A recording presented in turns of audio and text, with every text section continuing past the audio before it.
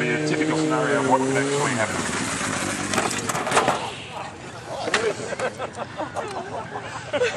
Even at low speed and looking like that, it's an ugly, ugly sound, isn't it?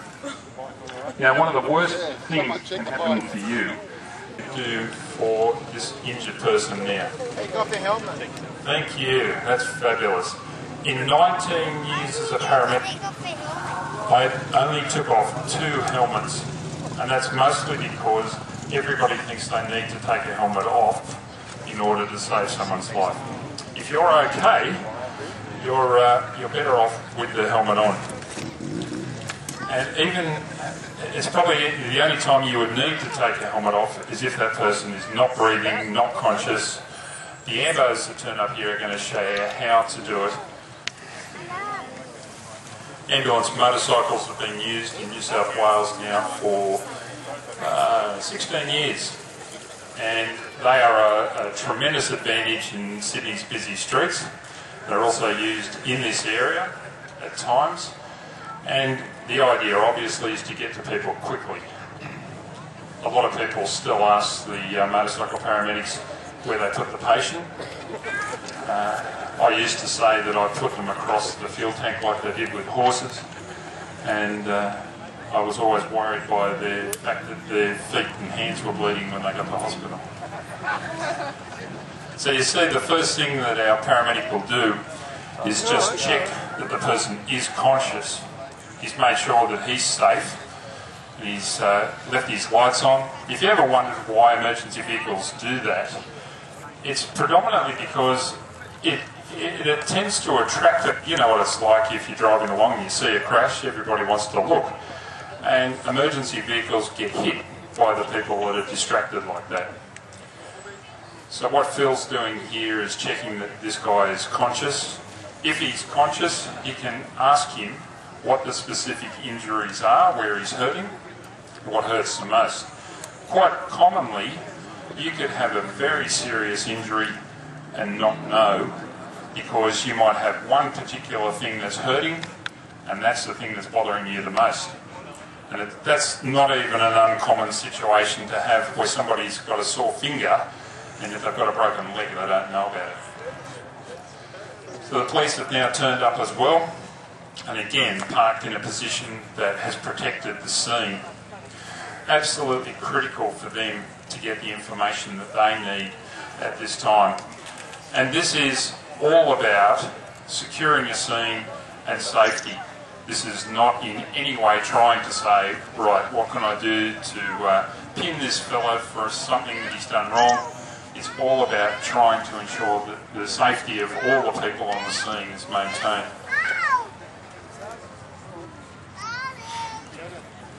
So the ambulance will be coming in now. Obviously we've compressed all the time factors here, and if it wasn't a national park you'd have significant longer time spans. You also would be aware that if you are in the national park and your phone doesn't work when you ring 000, that you can ring 112. Anywhere you can ring 112, even on a phone that's locked. And that will vote to the nearest cell phone or cell tower and get you through to the 000 number. The problem with 112 numbers is a lot of the emergency services people think that it's going to be a hoax, because quite often they are. You'll notice that with the patient there hasn't been a lot of movement, and the last thing you want to do is get somebody to so stay with them, and if it looked like I was going to have to drag them out of the way of a car, I'd have some pathway to do that. And that has happened at times, not a lot. Now, on this particular ambulance, we have a doctor.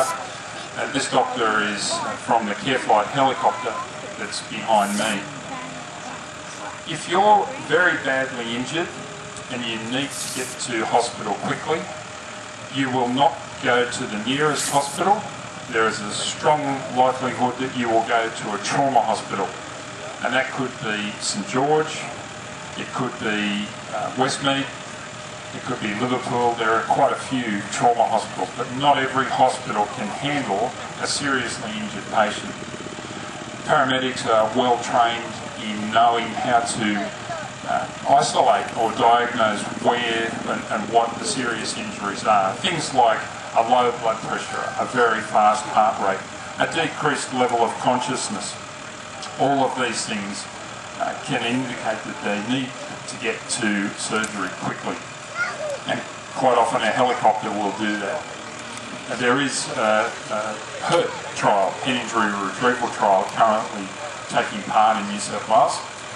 And that's the main intention of that. People that have been injured, head injuries, and they get to hospital very quickly, and the data so far from other parts of the world indicates that they survive a lot better if that happens. A lot of you probably couldn't see getting his helmet off is quite a delicate operation, but it is. It takes two people, and the last thing you ever want to do with a person wearing a helmet to take it off is to flex their head forward. Because if you do have an injured neck and you move that head forward, you can seriously put that person at risk. The board that you can see Bruce holding at the moment is specially designed backboard. There is obviously some movement involved in getting somebody onto one of these, but all it normally requires is that a person is rolled to the side, but they're rolled to the side by quite a few people. The head is kept in alignment, and then the board is slipped under them.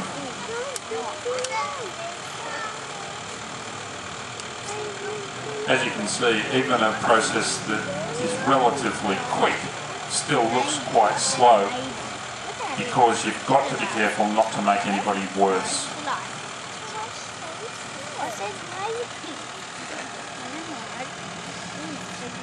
A lot of people are concerned that their leathers are cut off, and they think that ambos are just mean people who like to cut leathers off just for the sake of it. That's not true. They're only cut off if it's absolutely necessary. Well, there was a fellow once that would not stay lying down while his leathers were cut off, and insisted on sitting up and taking his jacket off.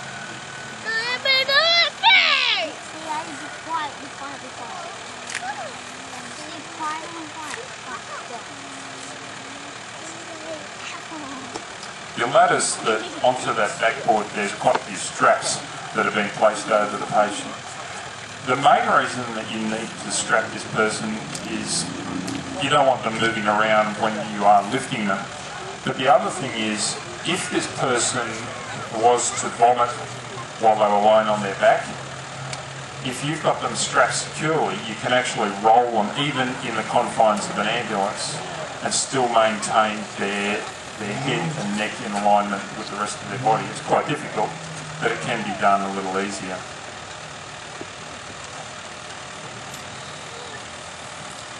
These are the sort of processes that freak most people out, because you're out of control, you don't know what's happening, all you can do is look up. Can I suggest to any of you, I would always suggest everybody does a first aid course, but even if you don't know first aid, there are certain things that you can do that make a huge difference, and it's things that our bystander did today.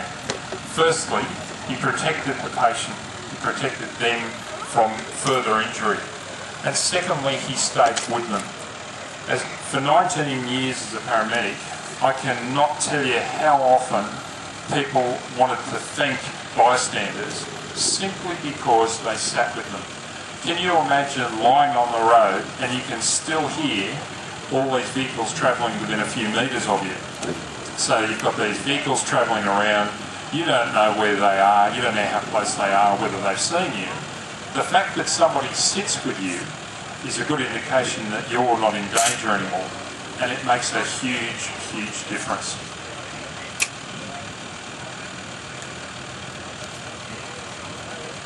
So they're now strapped onto the stretcher, onto the backboard, and also onto the stretcher.